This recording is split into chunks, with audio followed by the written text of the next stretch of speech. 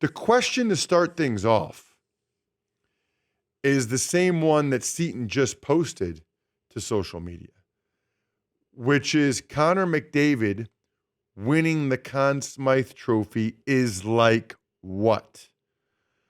So the Conn Smythe Trophy, for those of you not as familiar with hockey, it's not like the Super Bowl MVP.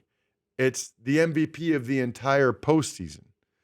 And he kind of did deserve it, but it just is very rare in sports for a guy to win the marquee award, individual award, that didn't play for the championship team.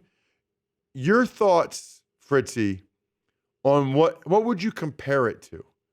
Winning the Conn Smythe Trophy in a losing effort is like being presented with a giant bucket of mini hot dogs, which I love so much, but I'm going through a bout of gastrointestinal problems and I can't have any of it. It's just a bowl of my favorite food right in front of me and I can't touch it because I'm on a liquid diet. Hey, when you have those, Fritzy, please tell me you have them with spicy mustard.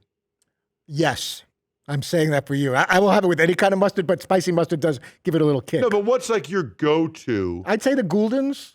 Spicy brown mustard would be first, but I can do French's yellow mustard. Wait, is it Gouldens and not Goldens? It's spelled Gouldens. I always thought it was G-U-L. I don't know why G-U-L would be golden. Why is that Goul? Goul is G-O-U-L. Yeah, but G-O-L-D-E-N is golden, so why would G-U-L-D-E-N be the same pronunciation? Gull, like a seagull. Oh, golden? Like Goldens. I thought I saw Goldens. commercials growing up that it was Gouldens mustard. That's what they called it. Anybody have any knowledge here? Marv? Googling. Googling. Checking also. Googling. How do you feel about Grey Poupon or high-end mustards? That's too snooty, right? I don't mind them if that's all you got. You know, it's so funny. I so distinctly remember that commercial where the guy pulls up in a limo. Yeah. And he pulls the window down and he says, "Pardon me, sir. Do you have any Grey Poupon?" How many commercials really stick with you 20, 30 years later? That's one of them. Paulie? I just found an old commercial from the past. G-U-L-D-E-N-S.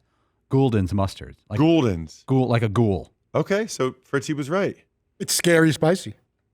I didn't know that. Paulie, Connor McDavid winning the Conn Smythe is like? Like losing your dog. Your dog either dies or is lost, and someone gives you a photograph of your dog to have in your house forever. It's a constant reminder of the pain. That's the only thing I could think of. Like you lose your dog, and then there's a picture of it, which you're still proud that you had the dog. You know, you loved that dog. But like if you're Connor McDavid and they send you the trophy because you probably didn't pick it up, it's a constant reminder of the loss. So I have a question. Do we think this is a good idea? Like, I think most of us would agree that he's deserving, right? He just had an unprecedented run. He set the record for assists. I think most people would agree he's deserving. I guess my issue with it is if you give it to a player from the losing team, they don't really enjoy it. He didn't even go out there to get it. It just seems like bad practice. In this instance, I guess it feels I can play that sound for rewarded. I guess it feels merited.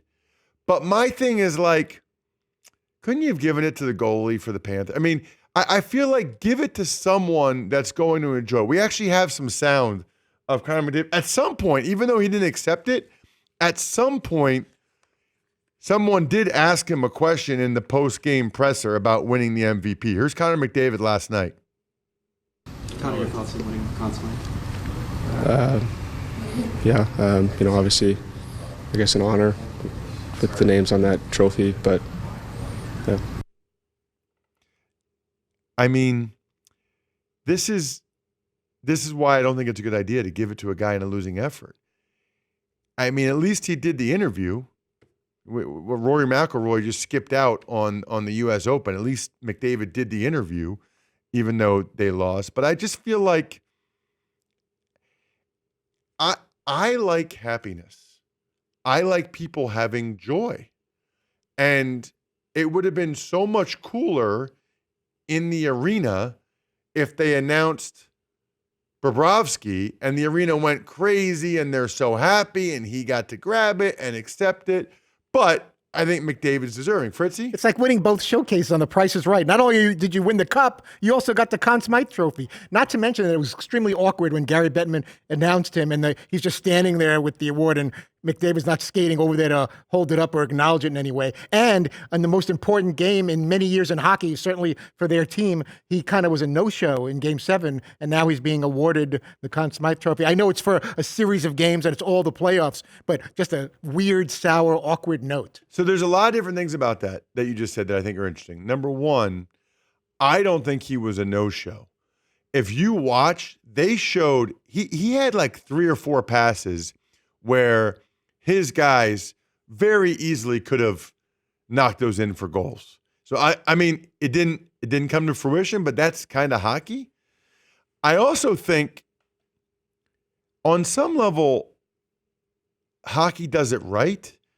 It's always weird to me when they announce the NFL MVP who just lost in the divisional round or just lost in the conference championship. Now, like, he's at the NFL honors at the Super Bowl, and he's not in the Super Bowl because his team just lost because the other guy, Mahomes, played better than Lamar Jackson, but yet here's Lamar Jackson accepting the MVP.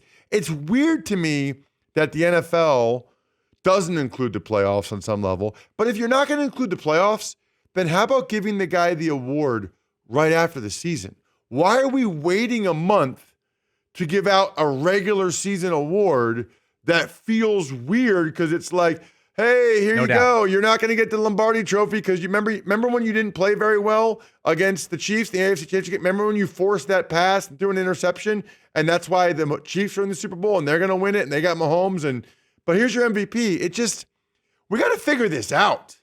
It shouldn't be this hard, Paulie. I think you're absolutely right on that. Going back to the Conn Smythe, once people realize it's for the entire playoffs, I think it becomes more palatable. But I think a lot of people, when they tune into hockey or Stanley Cup Finals, they see the Conn Smythe, they think, oh, it's the Stanley Cup MVP, Stanley Cup Finals MVP. Right. And while it's awkward, it's also very fair to the entire playoff run by McDavid.